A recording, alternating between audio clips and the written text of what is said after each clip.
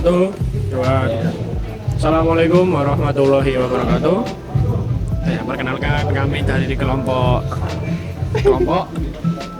Perkenalkan nama saya Wisnu Hafid Firdaus Oktobian dengan PM terakhir 70. Saya Muhammad Dimas Ardiansan, PM 065.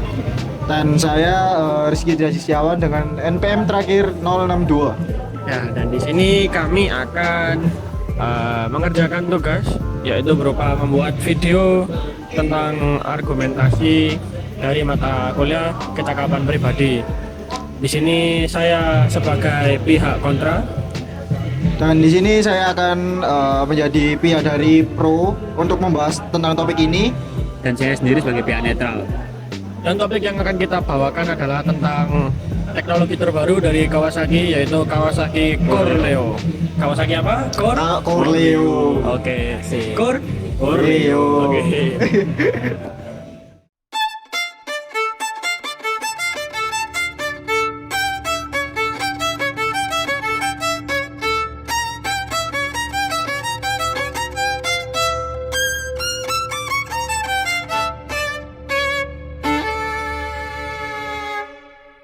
Silakan Mas Ardi.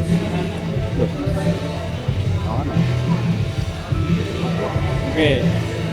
Mungkin dimulai dari tim yang mendukung atau tim pro terlebih dahulu. Oke, kalau dari aku sendiri itu jujur aku sendiri itu lumayan excited sama teknologi ini.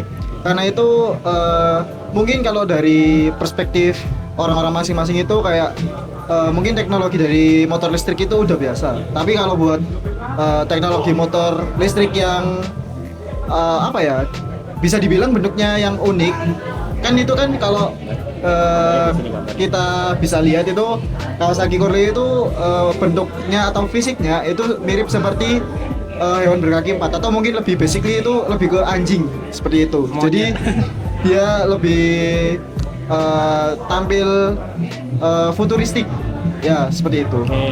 Oke, jadi kan tim pro udah, lanjut ke kontranya. Nah, dari yang dibilangin ke Mas Aji tadi itu kan ada yang mirip anjing kayak futuristik kayak, dan Mas Aji sendiri tuh excited dengan hal tersebut. Gimana pendapat dari tim kontra? Oke, saya sendiri sebenarnya cukup suka ya dengan desain futuristik. Cuman tentunya dalam satu teknologi selalu harus ada yang dikritisi, termasuk teknologi listrik itu sendiri dan juga desain yang cukup tidak umum dari Kawasaki Corleo itu sendiri. Nah, jadi jangan cuma dilihat dari covernya aja, perlu dikritisi agar produk itu juga semakin lebih baik lagi. Oke. Itu tadi bahasan awal dari Kawasaki Corleo dari tim pro dan kontra. Dilihat dari pendapat keduanya cukup menarik sebenarnya. Mungkin bisa dilanjut ke segmen selanjutnya dari tim pro. Mas Aji, lanjut. Oke. Kalau dari sisi aku sendiri itu Kawasaki Corleo itu kayak gimana ya menjelasnya? Kayak semacam kita tuh kayak dikenalin ini loh masa depan yang sekarang, masa depan. Nah, tapi kita dikenalin masa depan itu, tapi dimulai dari sekarang saat ini juga. Jadi kayak ini masa depan, kayak kalau kita pernah lihat kartun Doraemon kan dari abad 20-an. Itu datang ke Nobita yang sebelum abad 20. Seperti itu. Jadi udah dikenalin tentang teknologi dari masa depan. Nah, seperti itu. Dan desainnya juga itu beda dari motor listrik daripada umumnya ya. Dan yang mungkin yang paling aku suka sendiri itu dia itu bisa nempuh jarak sekitar 200 km dalam sekali charge-nya. Jadi buat sekali charge dia itu bisa nempuh jarak 200 km bahkan lebih. Mungkin seperti itu. Oke, gimana? Oke. Aku sebagai tim netral sebenarnya agak setuju dengan yang disampaikan oleh Mas Haji. Bayangin aja kan 200 km per jam itu, kalau misal jujur dari aku sendiri UPN ke rumah itu bisa hampir 1 bulan. Itu dalam sekali charge. Tapi yang namanya teknologi itu pasti ada plus minusnya. Kita nggak tahu itu ngecasnya berdaya berapa kan. Nah, untuk tahu itu mungkin bisa dilanjut ke tim kontra. Oke, teknologinya udah smart banget ya, kayak di film-film. Cuman ya kalau dari aku sih karena bentuknya kayak hewan tadi, jadi gini mas, tahu sendiri kalau di event sendiri itu parkirannya terbatas. Nah, kalau mas bawa anjing itu tadi, maaf, maksudnya bawa Kawasaki Corleo itu tadi, nah otomatis kan juga bakal mengurangi lahan-lahan parkir dari teman-teman UPN. Nah, apalagi kalau semuanya bawa Kawasaki Corleo, nah itu kan pasti lahan parkirnya bakal kemakan banget. Tapi ya memang ada sisi positifnya dan juga ada sisi negatifnya. Mungkin itu sih kalau dari aku. Dari Mas Haji gimana? Ya mungkin kalau aku sendiri nambahin ke ininya aja sih. Mungkin biaya yang mungkin bisa dihematnya dari sisi charge listriknya itu. Kan dia kan cuma butuh sekali isi daya buat bisa nempuh jarak 200 km. Nah, di Kawasaki Corleo ini itu udah pakai teknologi fast charging. Jadi dia itu cuma butuh sekitar 1,5 jam atau lebih dikit buat ngisi daya dari Kawasaki Corleo ini sampai full. Jadi bisa dibuat buat nempuh jarak 200 km atau bahkan lebih seperti itu. Oke. Gimana setelah mendengar tadi dari penjelasan Mas Haji, masih gugat nggak atau sebagai tim kontra masih teguh pendirian? Ya. Nah, tapi kalau dari aku sendiri 1,5 jam itu bukan waktu yang lama sih jika dibandingin dengan jarak yang bisa ditempuh yaitu 200 km. Tapi pendapat dari tim kontra sendiri Mas Hafid itu sebenarnya gak masuk akal dilihat dari kampusnya. Jika dalam konteks jika aku bawa ke rumah ke kampus itu emang aneh sih, bayangin di lahan parkiran itu banyak anjing yang kata Mas Hafid itu nanti. Itu segmen 3 ya tuh mungkin bisa aku mulai ya karena aku tim netral. Jujur aja kalau Kawasaki Cornell ini inovasi yang nggak bisa dibilang anggap remeh atau nggak dianggap remeh karena itu cukup hal yang baru dan bikin gebrakan hal yang cukup viral lah. Nah, tapi dari semua hal yang wow tadi itu pasti ada hal yang perlu dikritisi, terlebih lagi soal realistis. Nah, mungkin dimulai dari tim pro dulu. Gimana? Mungkin sebelum aku mulai, aku mungkin bisa ini dulu sih tanya terkait konteks realistisnya itu kayak gimana ya? Kayak apa yang dimaksud realistisnya ini dalam konteks yang tadi kamu bilang itu? Oke, misal gini, ini aku dapat data yaitu pemerintah Indonesia itu punya target 2 juta unit mobil dan 13 juta unit motor bertenaga listrik yang ada di Jakarta Raya yaitu 20 di tahun 2030. Nah, itu keren, itu bagus banget. Tapi adopsi teknologi itu nggak cuma soal kendaraan, karena kendaraan itu apalagi yang dibilangin teknologi listrik, kendaraan bertenaga listrik. Jadi kan hampir semua tempat itu harus memiliki infrastruktur yang dapat menopang hal tersebut, ya kan. Apalagi soal kan edukasi pengguna. Edukasi pengguna itu penting. Bayangin kita sudah menjual banyak sekali motor, banyak sekali mobil, tapi penggunanya nggak bisa pakai. Ya, itu pasarnya siapa yang mau beli, ya kan. Terus apalagi regulasi. Nah, gimana? Setuju sih mas kalau aku. Mau memperkuat Mas Ardi juga soal kesiapan infrastruktur, di mana di Indonesia ini sesimpel SPKLU saja itu tidak di semua rest area tol ada, jadi cuma di beberapa rest area aja.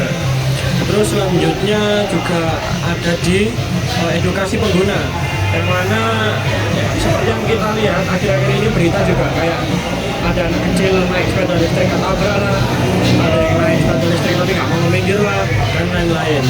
Nah, terus juga mungkin aku masih agak rancu ke arah harganya. Soalnya yang jelas ini teknologi canggih banget, teknologi masa depan dibawa ke sekarang, dipercepat. Ya benar. Harganya juga pasti nggak mungkin di bawah Honda Beat. Dan juga PR dari Kawasaki tersendiri itu terkait suku cadang mas. Nah, mungkin itu sih kalau dari aku. Nah, mau nambahin juga, tadi kan Mas Hafid sempat nyinggung soal suku cadang nih. Ini ada hasil survei dari ISI atau IC 2024. Itu dapat data kalau minat terhadap motor listrik itu udah naik sebesar 34%. Tapi kendala utamanya itu tetap ada di harga yang tadi dan ketersediaan suku cadang. Gimana nih pendapat tim Pro setelah mendengar hal tersebut?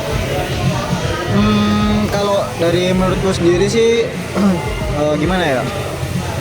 Mungkin memang benar yang kalian bilang tadi itu terkait kayak tentang kesiapan dari penggunanya, terus regulasinya itu kayak gimana. Tapi kalau dari menurut aku sendiri ini itu lebih ke kayak ini kan suatu adaptasi teknologi baru. Ya bisa seperti yang tadi Habib bilang, ini tuh teknologi dari masa depan yang udah dimulai dibawa dari mulai sekarang kan. Nah, itu kalau misalnya nggak dimulai dari sekarang, itu mau dimulai kapan lagi gitu?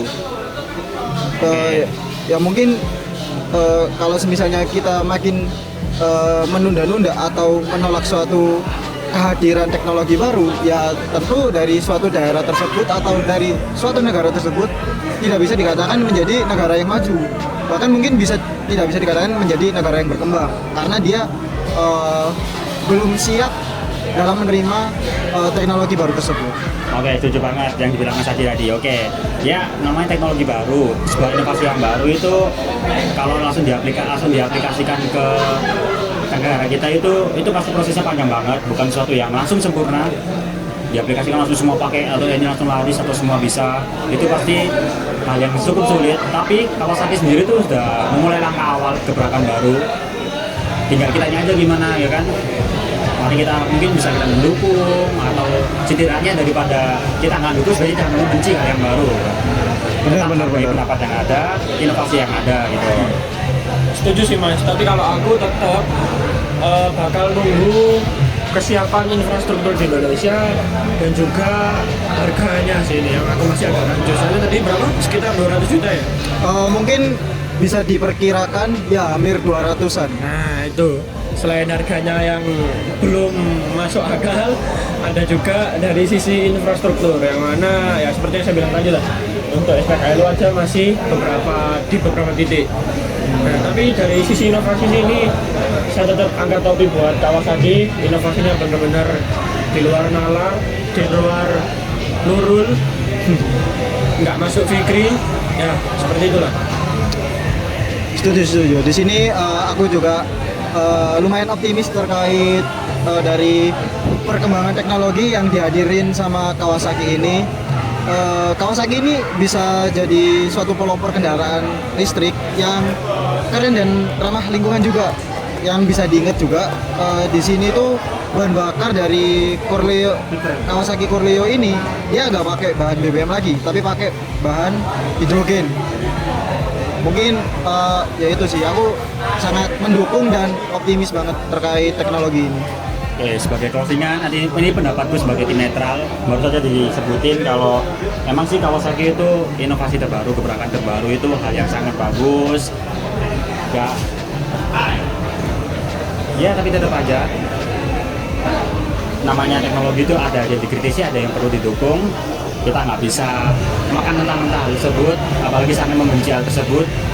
Yang pasti, ngapain sih kita benci kalau hal itu bagus untuk negara kita atau untuk masa depan. Tapi kembali lagi ke harganya yang tadi, apalagi dengan kondisi ekonomi yang sekarang, 200 juta itu angka yang banyak banget. Apalagi aku sendiri itu ekonomi kayak menengah ke bawah. 200 juta dapat Honda Brio second Mas. Itu tadi cukup lah daripada kita banyak asgunja.